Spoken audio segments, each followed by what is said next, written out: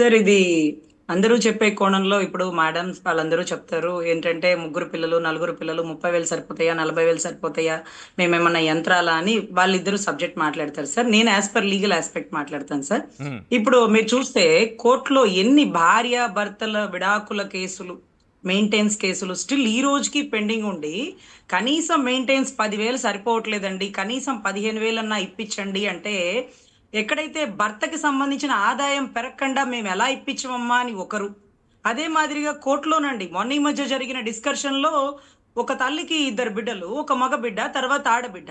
ఆడబిడ్డ 8th class లో ఆ పాప ఐఐటికి కోచింగ్ ఏదో వెళ్ళాలని ఫీజులకి సరిపోక మెయింటెనెన్స్ పెంచండి అంటూ జడ్జి గారి దగ్గరికి ఆ తల్లి బిడ్డను తీసుకొని వస్తే, ఆ బిడ్డ జడ్జి గారి ముందు అడిగిన ప్రశ్న, ఆ భర్త ఏదైతే ఆ తండ్రి నేను అంత కట్టలేనండి, నాకు అంత స్తోమత లేదండి అంటే, ఆ బిడ్డ అడిగిన ప్రశ్న అండి, ఎవరు కనమన్నారు నన్ను?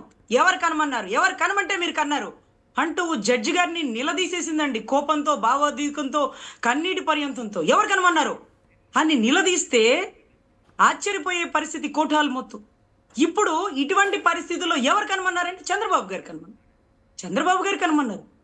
అరే ఎలా ఉంది ఇక్కడ పరిస్థితులు ఏంటి? తల్లి ఆరోగ్య పరిస్థితులు ఏంటి? ఈ రోజు వచ్చేటట్టు